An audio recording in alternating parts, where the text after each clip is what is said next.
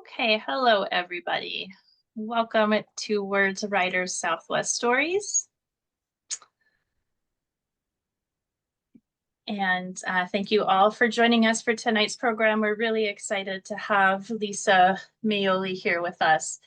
My name is Elizabeth Rudrud, and I'm the Executive Director of the Southwest Seattle Historical Society. And glad to have you here for Words Writers Southwest Stories, a free monthly speaker series that highlights local authors, historians, and voices to foster a deeper understanding of our community and its people. This program is generously supported by Humanities Washington and from sustained support from For Culture and the Office of Arts and Culture. If you'd like to learn more about the Southwest Seattle Historical Society or get updates on future speakers, you can do so at loghousemuseum.org.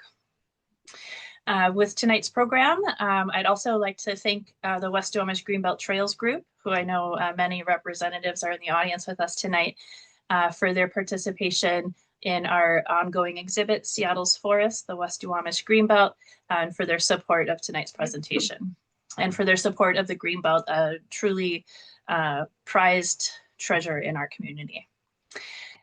We will leave time tonight at the end of the presentation for your questions, but feel free to add your questions in the Q&A at any point during the presentation, and we'll get to as many as we can. And with that, I'm going to pass it along to Dora Faye Hendricks, the chair of Words Writers Southwest Stories. Yes, hello from me, and thank you all for being here. I want to introduce Lisa Maioli to you. She's a senior environmental historian with over 25 years of consulting experience in historical research, litigation support, and environmental site investigations. She specializes in reconstructing industrial and regulatory histories to support remediation, risk analysis, and legal strategy. Lisa blends archival research with technical analysis to uncover sources of contamination and provide clear, defensible narratives for complex sites. Lisa is married, has been in Seattle since 2006, has a daughter in the 8th grade, and works downtown. Her presentation tonight, Trails Through Time, Contamination and Restoration in the West Duwamish Greenbelt, is an interactive story map that traces the intertwined natural, cultural, and industrial history of Seattle's largest contiguous forest. From Coast Salish stewardship to 20th century gravel pits, brickyards, and cement kiln dust disposal, the Greenbelt story reflects both resilience and the lasting impacts of industrialization. This presentation, an extension of the Seattle's Forest, the West Duwamish Greenbelt exhibit at our Southwest Seattle Historical Society's Longhouse Museum, was developed in partnership with the Historical Society and the West Duwamish Greenbelt Trails. It not only brings to life historic maps, photographs, and environmental data, but also serves as a resource for community members interested in land use, environmental history, and ways to get more involved in stewardship, advocacy, and restoration efforts in the Greenbelt. So with that, I'm going to turn it over to Lisa for this program, and thank you, Lisa, for being here. Thank you. Thank you for the introduction, and thank you everybody for attending today. I'll be presenting Trails Through Time, which is a unique way to present material, which is the ArcGIS story map, about the history, contamination, and restoration of the West Duwamish Greenbelt. And unlike a static report or a museum panel, the story map's interactive, so you can move through maps and photographs, timelines, and narratives at your own pace. There's a lot of material in here, and so I'm going to cover as much as I can in our short hour together, but this is for you to explore on your own and take your time with. This project came together through collaboration with Southwest Seattle Historical Society and the West Duwamish Greenbelt Trails. And it builds on the Historical Society's exhibit at the Loghouse Museum. And by pairing archival research and community memory with maps and visuals, the story map's designed to make the history of the Greenbelt more accessible to the public and to serve as somewhat of a repository, a resource that can continue to grow. And my hope is to be updated over time. And so we will get to it here. Seattle would not exist without the Duwamish River. For thousands of years, it sustained Duwamish people and a thriving ecosystem. In the past century, it fueled an industrial boom supporting shipyards, railroads, cement plants, and more. But that growth comes at a cost. The wetlands were filled, slopes quarried, and pollution, especially cement kiln dust, or also known as CKD, and other debris such as concrete rubble and tires and ash were all left behind. The West Duwamish Greenbelt today is Seattle's largest contiguous forest in a state designated biodiversity corridor. It spans steep slopes, wetlands, and ravines. And despite the hazards of contamination and unstable slopes, residents, tribal members, and community groups have cared for this landscape for decades. Organizations such as the West Duwamish Greenbelt Trails, the Historical Society, Ridge to River, or R2R initiative have been central to preserving the Greenbelt, researching and sharing its history, and shaping its future. And now there's a new effort underway to connect the Duwamish Longhouse and Cultural Center with the South Seattle College and Pathfinder K-8 through a sustainable trail system. The West Duwamish Greenbelt spans over 500 acres and stretches nearly 5 miles along the slopes of West Seattle. Originally part of the coastal forest, it stabilized soils, filtered runoff, and supported salmon-bearing streams, upland birds, and amphibians. By the late 19th century, industry and urbanization had begun to alter the landscape. Logging stripped old-growth cedar and fir. Quarries extracted sand, gravel, and clay. Invasive plants like English ivy and Himalayan blackberry spread, displacing native vegetation. Roads, utility cores, and dumping fragmented habitats. And so as we move through this story map, you will see lots of different things like photographs, maps, there's little buttons you can push. All of this is interactive, which, I hope that you'll explore on your own. And unfortunately, I don't think we'll have time to do it all today. So the first kind of unique piece is how the West Duwamish Greenbelt was actually established. And the idea of Seattle's Greenbelts really took shape in 1954 when City Planning Commission called for preserving natural areas within the city. And voters advanced that vision in 1968 by approving the Forward Thrust Bond, which funded Greenbelt land purchases. In 77, things really got moving during the 1970s. The city of Seattle formalized its commitment by releasing the Seattle Greenbelt Plan, which documented 909 acres of existing city designated greenbelts. And by 1984, the city council passed an ordinance protecting 373 acres of the West Duwamish Greenbelt from development. And today the Greenbelt includes roughly 10 miles of trail, offering space for recreation, restoration, and education. And so these are some of the historical documents that you can link to. These buttons, if you click, will take you to the actual document online through the City of Seattle or Seattle Municipal Archives. And then there's also some videos embedded, which you can watch on your own time. And this one is a really nice 4-minute aerial video of the West Duwamish Greenbelt. And it really gives you some perspective from an aerial view. The Duwamish River, as we know it today, is both ancient and engineered. Its story begins with glaciers more than 15,000 years ago when retreating ice carved deep valleys across Puget Sound. Meltwater fed a broad braided system of rivers and wetlands and shifted seasonal floods and tides. There's really 3 rivers that played an especially important role in forming the Duwamish. The White River, originating on Mount Rainier, once flowed north through Auburn and into the Green River. The Green River drained the Cascades, joining the White and then flowing toward Tukwila. And the Black River carried water from Lake Washington southward, meeting the White and Green Rivers in Tukwila. And together, these 3 rivers are what form the Duwamish, which spread into a wide river delta before reaching Elliott Bay.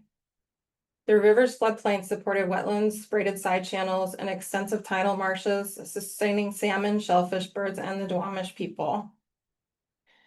You can actually navigate in here and zoom in and kind of explore, but this is an overlay of the 1894 Puget Sound boundary, so you can see how much fill was placed in this area. and the 1894 river channel overlaid on the modern day.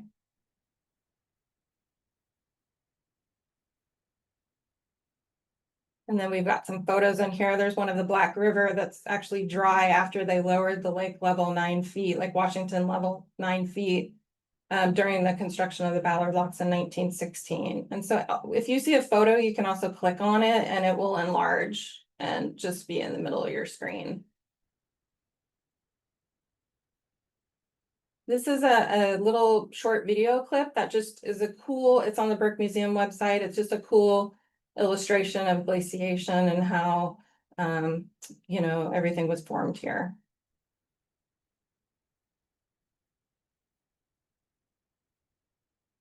Evidence of significant Native American settlements around the mouth of the Duwamish date back at least to the 6th century. Before colonization, the lower Duwamish Valley was home to Duwamish people who gave the river its name and built permanent villages along its banks and seasonal camps in surrounding uplands. They lived in large, long cedar longhouses, some stretching more than 100 feet, that housed extensive families and served as centers of community life. Villages such as Herring's House, which is just up here at the mouth of the Duwamish, included multiple longhouses and a great potlatch house for ceremonies and gatherings. The Duwamish way of life was supported in large part by the extensive shellfish beds and annual salmon runs sustained by the estuary habitat. This enduring relationship with the river continued for centuries until colonization brought forced removal, land loss, and violence. The last longhouse on the Duwamish River were burned in 1893.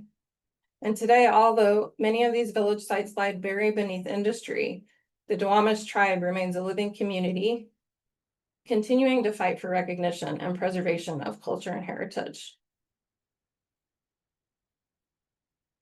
And here's a picture of a longhouse and a Duwamish canoe on the Cedar River. A link to an article. Then I've included some videos of Ken Workman, who's a member of the Duwamish tribe. These are really great videos on YouTube, but they're also on the West Duwamish Greenbelt Trails website, and you can get to them there as well. But he talks a lot about how they use the land, and they're just a really great resource. I encourage you to watch them.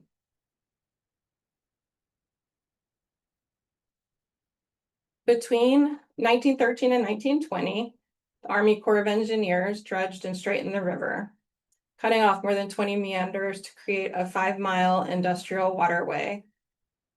The reshaped river became the backbone of Seattle's industrial corridor. Shipyards, food processing plants, gravel pits, and cement manufacturers flourished during this time. Pollution quickly followed. A 1945 Pollution Control Commission study documented waste oil, sewage, chemicals, and CKD smothering habitat. Ravines were filled with debris and rubble, and entire neighborhoods were reshaped with contaminated fill.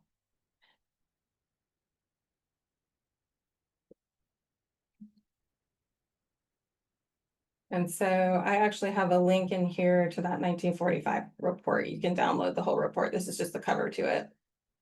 In ecological terms, the transformation of the Duwamish River has resulted in the near total loss of its historical intertidal habitats. Marshes, mudflats, and shellfish beds that once lined the river's lower reaches were largely eliminated through filling, dredging, and shoreline stabilization. By the 1980s, less than 2% of these habitats remained. And today, the river discharges directly into Elliott Bay through 2 dredged channels, the east and west waterways, each confined by bulkheaded shorelines. And so that leads us to legacy contaminants in the West Duwamish Greenbelt, primarily CKD, which is kind of the focus of this presentation, which is a fine light colored powder created during the cement making process. And so when raw materials like limestone and clay and sand are heated in a kiln, some of that material exists within the exhaust gas and is captured by pollution control systems. And instead of being reused, a lot of that material, large volumes of it, was historically dumped and used as fill, and a lot of it in the West Duwamish Greenbelt. Sorry, my light just went off. CKD really has 2 main risks.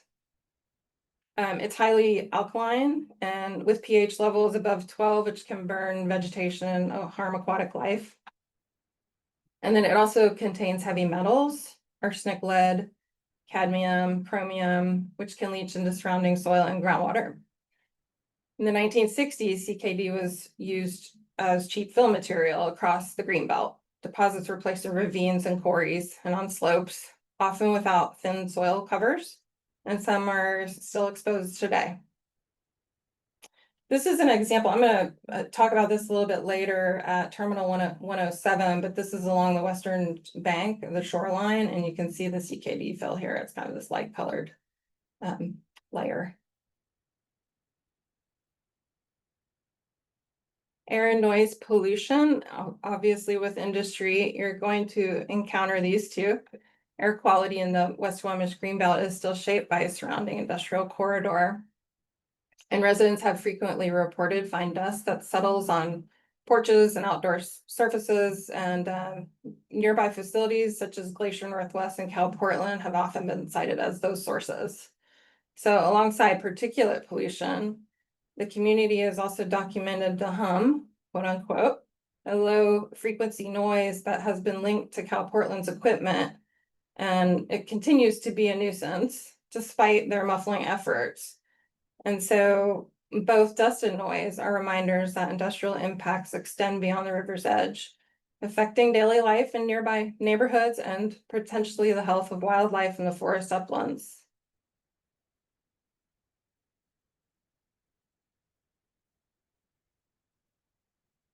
Former industry and development within the West Duwamish Greenbelt, although today the Greenbelt appears at Seattle's largest remaining forest. Beneath the trees lies a history of intensive industrial use and resource extraction. CKD disposal, beginning in the 1960s, Ideal Basic Industries operated a major cement plant near Harbor Island. This facility produced large volumes of cement and subsequently large volumes of CKD. Instead of being safely contained, CKD was dumped in ravines and slopes within and around the Greenbelt. And the cleanup work has capped or removed much of the material, but CKD deposits still remain in place. And so this map feature over here to the right, this is a 1961 aerial photo. And if you hover over these little pins, you can expand, it'll identify what the area is, and you can expand it and then click for more information, and it'll take you to some websites and other stuff you can explore. And then below here, we've got some more aerial photos. And sand and gravel mining. You're all probably familiar with Clinker Sand and Gravel Company, who operated from the 20s through the 60s, with one of its major sites at Clinker Hill, which was on the eastern edge of the Greenbelt. And decades of excavation left steep, unstable slopes and pits, stripped of vegetation. And much of Seattle's industrial corridor, including roads, rail beds, and even portions of Terminal 115, which I'll talk about a little bit later, was built on aggregate taken from this site. And the scars of the mining remain visible today in landforms and engineered slopes, some of which later became the grounds for South Seattle College. This is a great aerial photo, 1961, that really shows the impacts of their operation.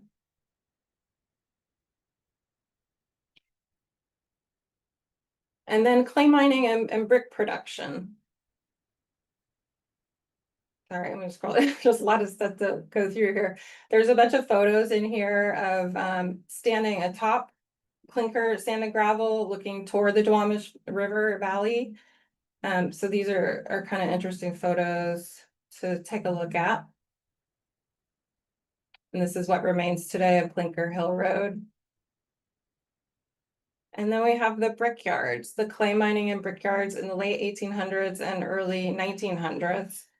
They quarried clay directly from the Greenbelt hillsides, which here's an example. And clay was hauled by cart and rail to nearby kilns and then fired into bricks to build our rapidly growing city of Seattle. This activity left behind excavation pits and waste material and altered drainage patterns that can still be traced across some slopes today. And then the Greenbelt was also used, oh, sorry, just to back up for a second. There's another embedded video in here that you can watch about, again, with Ken Workman, about how the Duwamish used clay. And so that's a really interesting video too that I encourage you to watch. And then to the left here, there's a timeline of the Duwamish Greenbelt, and I won't go through all of it, but there are some very interesting, there's some very interesting history here that you will enjoy. And one that I wasn't aware of that one of the members of the community told me about was during World War II, parts of the Greenbelt and adjacent uplands were repurposed for air defense and anti-aircraft batteries, barrage balloons, which here's a photograph of one, and a communications site at Pigeon Point, where a communications site was installed to protect Boeing Field and Seattle shipyards during the war. And this is now where the Pathfinder K-8 school sits today.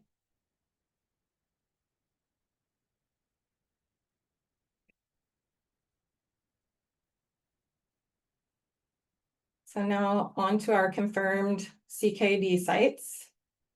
This, just to explain this map feature really quick. This primarily shows the current trail network and its overlay on top of documented cement kiln dust sites, either documented or potential sites. And so the key here gives you all the information you need about what the map is showing. You can't navigate within these, but there's another map further down where you can navigate and move around, and I'll show you that feature once we get to it. There are a number of confirmed CKD sites within the Greenbelt, as well as areas where industrial fill has been placed both inside and along the edges of the forest. And these deposits have shaped the physical landscape of the Greenbelt and continue to influence its environmental condition today. And so the first property is Puget Park and McFarland property, which is this area in here, the sort of horseshoe shaped area. And roughly 51,000 cubic yards of CKD were dumped here in the late 1960s, and capped with only a very thin layer of soil. And so testing here has shown that seepwater has a high pH near 12 and arsenic above state cleanup levels. Cadmium and lead were also above acute toxicity standards for aquatic life.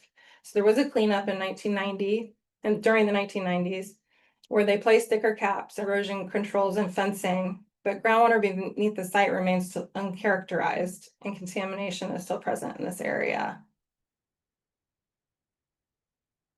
And so there's really interesting fill history at Puget Park. And so there's a long timeline about that with a whole lot of historical records that you can, correspondence that you can read on your own time. But by the 1960s, Puget Park's ravine was an informal dump for construction debris and CKD. In 1964, the park board let John Yates create horseback trails and later granted him a fill permit for an equestrian center, despite his leasehold being on city land. Around the same time, the McFarland family sold nearby property for waste disposal, which just fueled more dumping. And so neighbors organized a activism group known as Citizens to Save Puget Park, filing complaints about vegetation damage and health risks and truck traffic. And so their pressure led to the city to suspend the permit in '69 and ended filling that same year.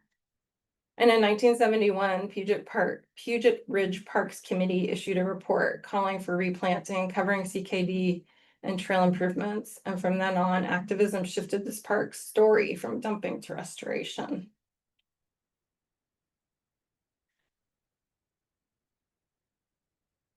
And so there is some documentation here about McFarland and also Yates. And then this link here takes you to the whole correspondence file. I didn't include everything, I included a lot, but the whole file is here linked.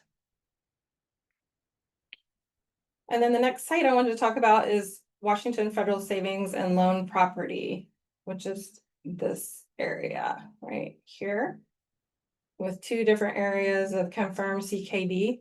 It's a 27-acre site where 100,000 to 350,000 tons of CKD was placed between 67 and 71. And again, soils showed elevated level arsenic, cadmium, and silver concentrations. And surface water exceeded state cleanup levels for copper, lead, mercury, and silver. And springs and seeps still transport runoff with high alkalinity downhill. Drainage systems were installed, but they have not fully contained contamination here. And there's just a historical map that shows the brickyard site. Another view of the brickyard. The article. And then Terminal 107, which is located right along the Duwamish, adjacent to Kellogg Island. And this was a 60-acre parcel on the riverbank filled during the late 1800s through the 70s.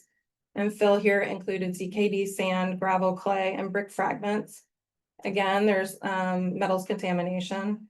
And the site is important for source control because it sits directly on the shoreline where erosion can mobilize CKD into the river.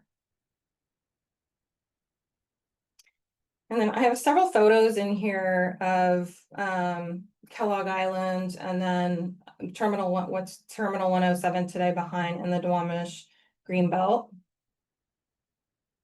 So you can enlarge those and explore those a little bit further. And then again at Terminal 107, here's that light colored CKD fill layer in the bank that I showed you earlier.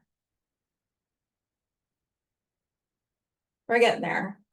Terminal 115. So this site is near and dear to my heart because we work on it a lot. But it's historically home to Boeing Plant Number 1. And it's a very large site, nearly 100 acres, filled land west of the river, adjacent to the Greenbelt. Major filling occurred there in '69 after the site was diked, and imported fill included dredge spoils and CKD. And so aerial photos from the 50s and 60s show this light colored CKD deposit across the site. And groundwater monitoring has detected levels of metals, arsenic, cadmium, and lead. And Terminal 115 is also an ongoing source control site and effort because it's undergoing current environmental investigation. And then I link you here to the Terminal 115 project's website where you can download all the different investigation reports from their website, which is a great resource. And the historical photo is just kind of cool. It's 1956 oblique view of Boeing Plant 1. This is before filling really occurred. And then I can show you some more photos here that are kind of fun to look at.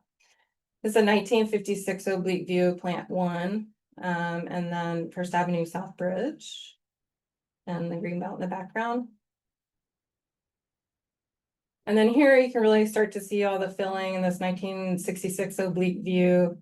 And this is all what became Terminal 115.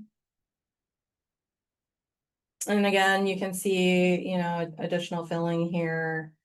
This is a 1967 view. And then you can also see some gravel pit mining here. And then 1970 aerial view, you can see it's really starting, there's the dike. It's really starting to get filled in here for Terminal 115. There's still some Plant 1 buildings, but eventually most of this gets torn down during the 70s. And then this area here is the construction site for the South Seattle College. And then 1973 oblique views is a beautiful photograph of Terminal 115. I love this photo, but it just really highlights Plant 1. And then this little comma shape here is sort of the remnant of what used to be McAllister Slough.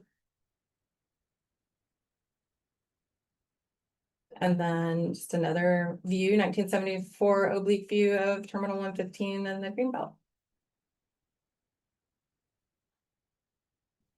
And so just one more site to talk about here, and that's the Seaport Petroleum property. It's a smaller site. It's 3.4 acre site filled during the 60s with approximately 60,000 cubic yards of CKD and also some 300 cubic yards of slag. And slag is an industrial byproduct from making steel and iron. And it also contains heavy metals such as lead and chromium, and that can also leach into soil and groundwater. And so investigations during the 90s found soil and groundwater above state cleanup levels for metals. And the contamination also remains on site there and is currently managed through capping and monitoring. And I couldn't find any historical photos of it, but here's a current photo of it. And so all of these sites illustrate how industrial waste was casually used as fill and how those decisions create long-term risks that extend beyond the Greenbelt into the Duwamish River. And so recognizing the extent of CKD disposal across the basin, Ecology conducted a comprehensive study in 2014, and that study is linked here, so you can download the whole study. And this evaluated dozens of CKD disposal sites, and it's extensive. It's a great report, and it includes upland locations within the Greenbelt to determine whether these deposits were still contributing contaminants to the lower Duwamish waterway. Their work confirmed that shallow CKD remains widespread in the Greenbelt, and that stormwater and seeps may transport alkaline leachate and metals downslope into the river. And this study has helped guide targeted sampling of storm drains and outfalls into the Duwamish, shaping today's cleanup priorities. Sorry, my light keeps coming off. And the cleanup and restoration. And so really remediation throughout the whole area has really been kind of piecemeal. And Puget Park was capped and stabilized in the 90s, but contamination persists.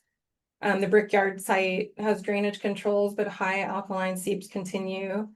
And Terminal 107 and 115 remain under environmental investigation and partial containment.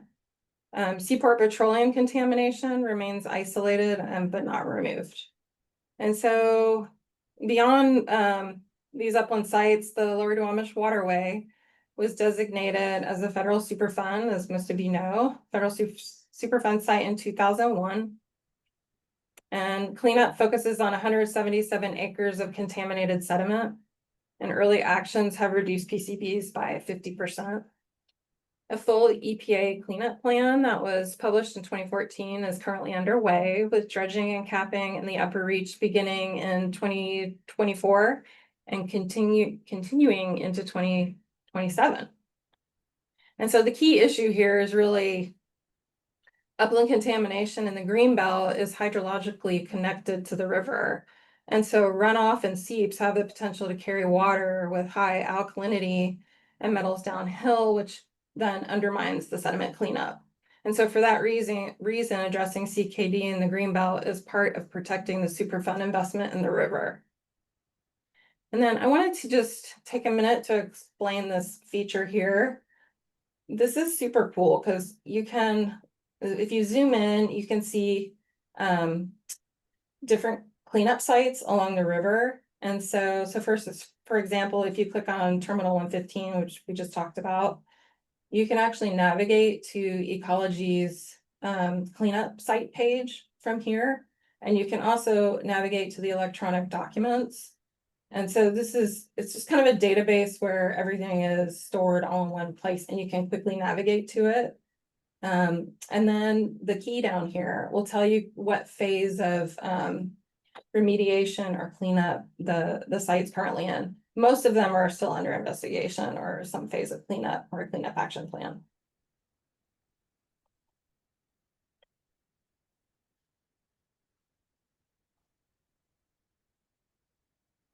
And then here's just this is a photo from a Seattle Times article in 2014 that shows dredging operations in front of the Boeing property. And then in the background, you can see South Park Marina here. And then ridge to river coordinated investments.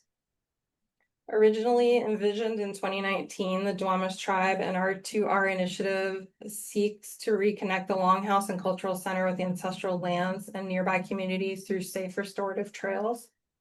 And central to this vision is healing land and water through collaborative stewardship. R2R is advanced projects that stabilize slopes, reduce pollutant loading, and restore native vegetation in the Greenbelt. Milestones include a 2020 trail feasibility study, indigenous plant signage project with local schools, and with a levy grant in King County Parks levy grant in 2023, they developed a comprehensive Greenbelt vision and concept plan. And today, an executive steering committee with tribal leaders, educators, and community advocates are guiding a 2025 community informed vision that blends environmental restoration, cultural access, and pedestrian safety. And so as part of this, a Puget Creek water quality study was produced in 2020 to 2021 by Duwamish Tribal Services and community partners. And results, and so what they did was they had a few, and enlarge this map so you can see it a little bit better. Results showed consistently high alkaline, intermittent low dissolved oxygen, and occasional spikes in bacteria levels at these monitoring stations. And these conditions reflect the influence of historic CKD deposits on creek chemistry and highlight the challenges of balancing habitat health with ongoing human and wildlife use. And volunteer monitoring continues to inform restoration planning.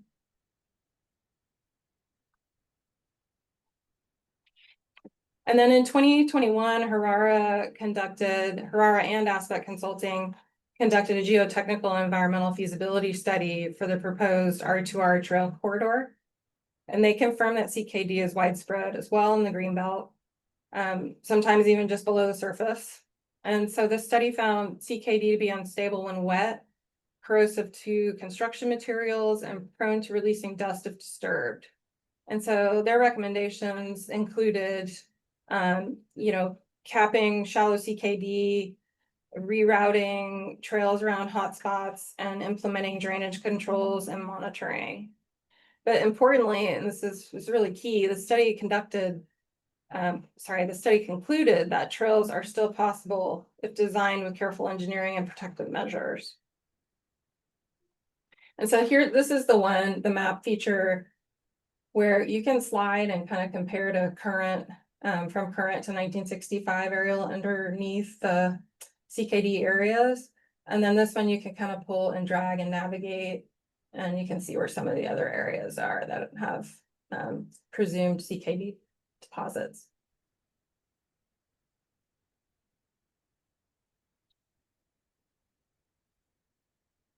You can also link to the Harara feasibility study here and download the whole report. And so future challenges and opportunities. Looking ahead, there's really two major challenges here that stand out. One, managing upland contamination, because CKD deposits remain under thin caps or in exposed areas. And then long-term solutions will require improved drainage, additional capping, and sustained monitoring to prevent migration. And many CKD sites are only partially addressed. And so additional pollution controls and follow-up studies will be essential. And then two, expanding safe trail access. Projects like the Seven Cedars Trail seek to connect the Duwamish Longhouse, South Seattle College, and local schools to make these trails safe and accessible. Designs will need to account for contamination through rerouting, or potentially elevated boardwalks or thicker caps.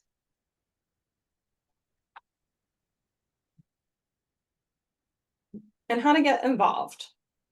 So there's several organizations that you can get involved with, one being the Historical Society, who preserves and shares the stories of West Seattle and the Duwamish Peninsula.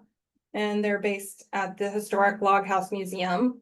And the society connects local heritage to today's issues through their exhibits, archives, community programs. And I have a link here to their website. You can volunteer in the West Duwamish Greenbelt. There's several local organizations that host regular volunteer work parties, including the Nature Consortium, Green Seattle Partnership, and Duwamish Alive Coalition, just a few of them here to name and link. And you can advocate for stewardship and access.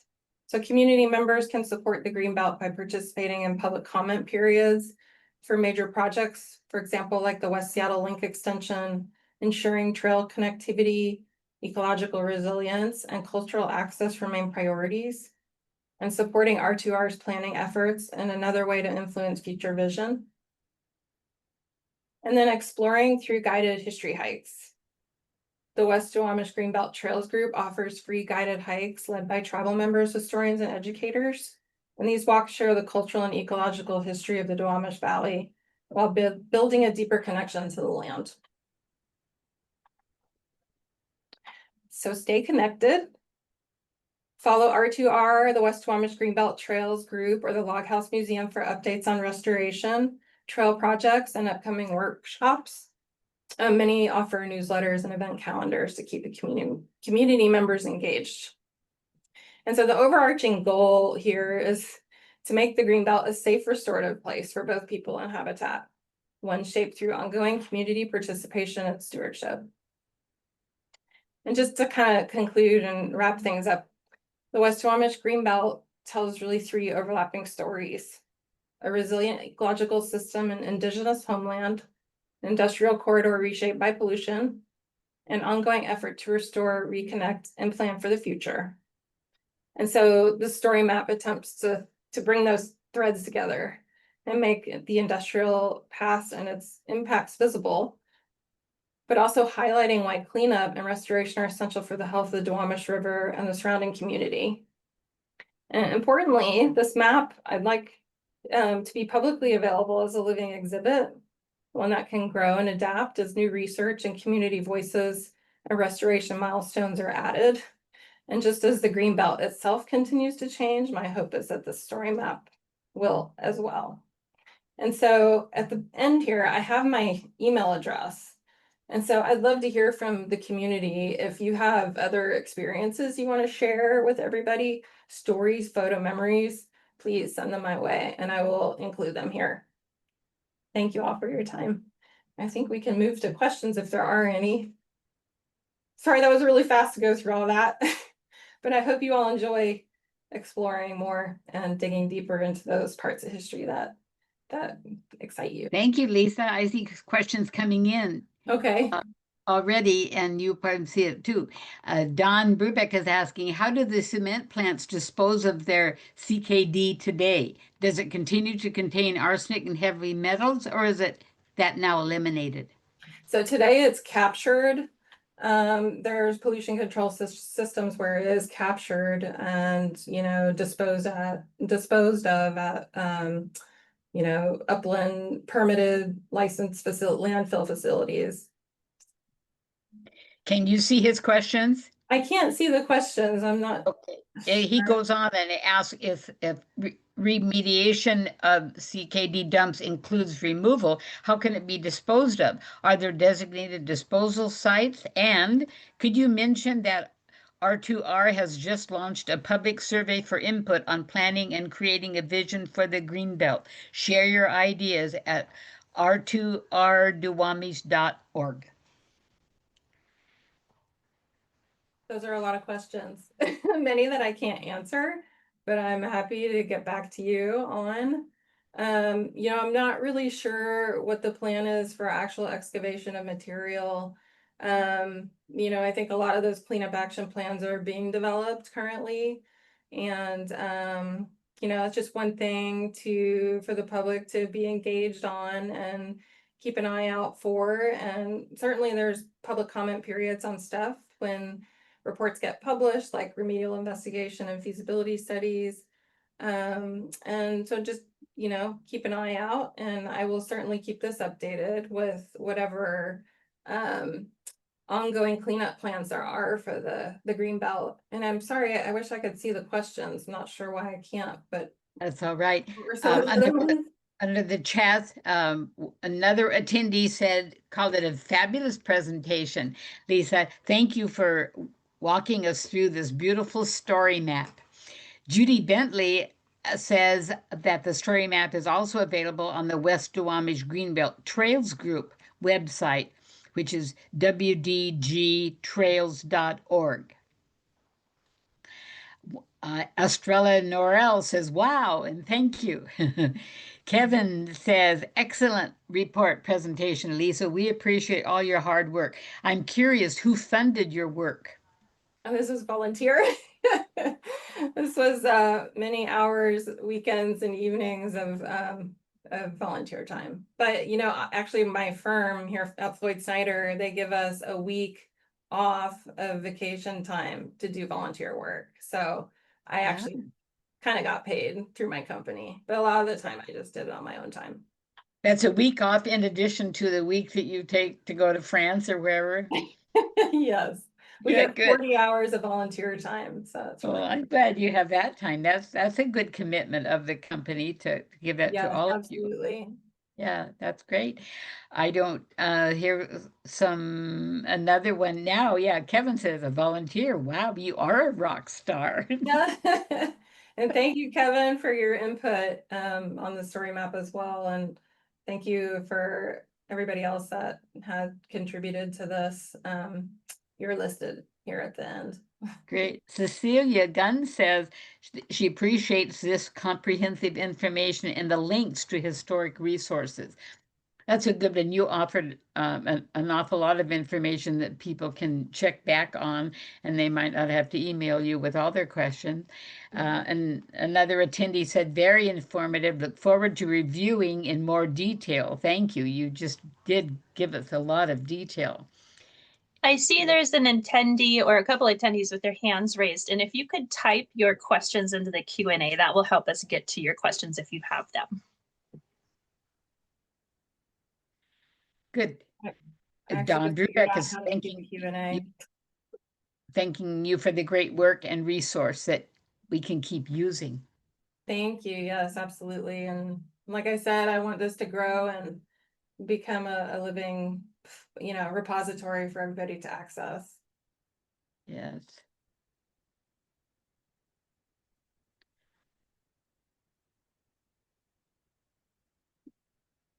Well, yeah, if some of you want to type in a couple more questions or comments, we'll handle them. We'll at least ask Lisa and she'll respond to them at least. Yeah. And thank you for the comment about the GIS. You'll if you guys download the 2014 Leidos report, the CKD report that Ecology also published with Leidos as their consultant, you'll recognize the overlays because we use that report for the CKD overlays in our GIS on here. And so our internal GIS also volunteered her time. Her name's Ainsley McCullough, and they did all the mapping for me. So Daniel Poor said this is a fabulous use of GIS. Well done. Judy Bentley says, how does the interactivity work? Do additions go through you? Yes. So yeah, you can. Do you mean like if you have a historical record that you want to add? Is that what you're referring to, Judy? I think if anybody has stuff like that, please email it to me and I will upload it and make it, you know, I'll thread it within the document. Yeah, Judy answers yes. Okay, yeah. Yeah. Yes, send me everything. Yeah. I had a quick question, Lisa, and that is there much litigation still going on over old stuff or new stuff turning up? I have no idea. That was a great question. Something I could research though and include. Yeah. Yeah, a lot of this is historical, and of course that's why you're getting paid for your work and we enjoy your presentation, but I wondered how much of it is controversial still. Are there new things coming up? I don't know. Yeah, very interesting question, and that is definitely something I can look into. Couple more questions. Do you know what's happening with any federal funding for cleanup? Not with regard to the CKD. Okay. Daniel Poor said he had the fortune to hear Ken Workman speak about his childhood on a farm next to the gravel pit. His stories and reframing of the environment through indigenous POV was important, and his videos are a much watch. Yeah, we've heard him, and he's very good. Ken is. Kevin says this may be too complex for this format, but any thoughts on why the creek dries up in the summer? It used to run pretty heavily year round. He suspects the filling of the pond where Sansalo was built contributed. And thanks again. Yeah, Kevin, I'm not sure about that. I'd have to look into that and get back to you. Yeah. Pat says, Lisa, your detailed, informative history with pictures, maps, and links is impressive. She looks forward to exploring it in more detail. Thank you That's so much. Pat. Craig says, do you have an opinion on how we can reach an equitable outcome given private ownership of Washington Federal, Lafarge, parentheses, by the same companies who historically dumped kiln dust? That was an extremely complicated question. Maybe we could talk about that offline. Equitable outcome is what he's asking Yeah. about. Good question, yes. And he thanks you for whatever you can provide, and maybe you'll have to get in touch, the two of you, get that more complete. I don't know. Well, it's getting close to 7 o'clock, so if there are no more questions, I think we're going to thank you, Lisa. And you did provide your email, and it's very nice of you. I hope you tell your employers how much we appreciate it, all your information, and that we can get back on it and check it out more thoroughly Thank if we you. need to. And But I'm what a sure. great not introduction, because we've heard of some of it, but oh my goodness, all the information, that was great. And to see the story maps was very informative. So thank you, audience, and thank you again, Lisa. We will look forward to seeing your name in other articles or other presentations, but we appreciate your work, and we certainly appreciate your time with us tonight and all the questions you've responded to. Thank you so much. Thanks for attending. Appreciate it. All right. If there's no more questions, I'm going to say goodnight. Thank you, Elizabeth. Thank you, Lisa. And thank you, all you participants. See you again the second Thursday of next month. Good night. Good night.